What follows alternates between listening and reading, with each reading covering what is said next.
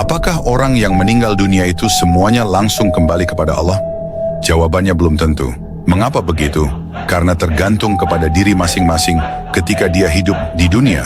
Apakah diri seseorang itu mengenal Allah atau tidak?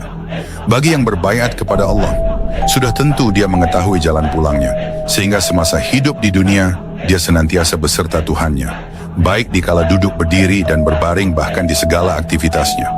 Tetapi sebaliknya orang yang belum mengenal Allah itu sudah tentu belum mengetahui jalan pulangnya, maka akan melalui proses penyucian dosa yang teramat sangat berat.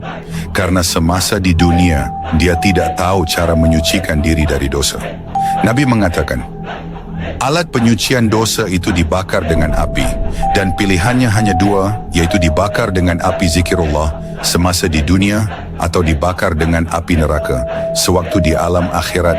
Pilihannya kembali kepada individu masing-masing. Kemudian, orang yang tidak mengenal Allah itu akan salah dalam penyembahannya. Yang disembahnya hanya angan-angan kosong belaka karena yang dikenalnya hanya namanya. Tapi yang punya nama, Allah tersebut tidak dikenalinya. Sehingga terjadilah lain yang diperintah, lain pula yang dikerjakannya. Salah satu contohnya yaitu kata Tuhan, dirikanlah sholat untuk mengingat Allah.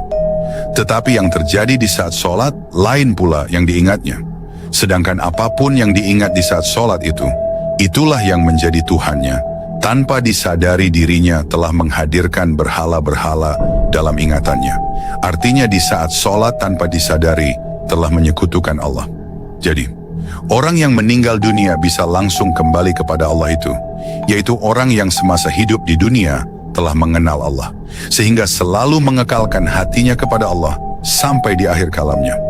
Orang yang semasa di dunia matanya buta, tidak melihat Allah, maka di akhirat nanti akan Allah jadikan matanya lebih buta lagi.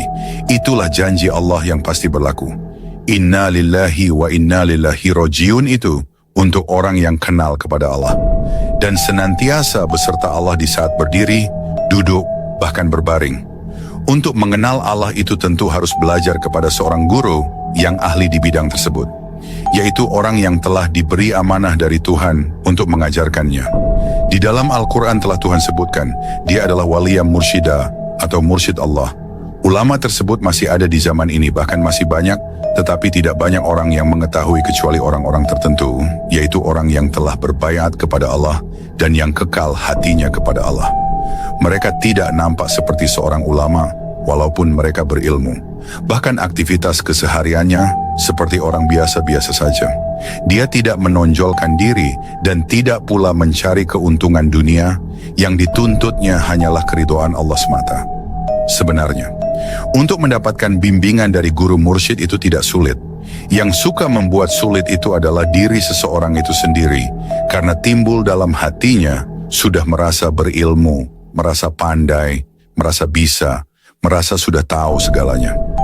Bahkan yang lebih parahnya lagi, merasa sudah cukup dengan ibadah yang dilakukannya, tanpa perlu bimbingan seorang guru untuk menuntun hidupnya.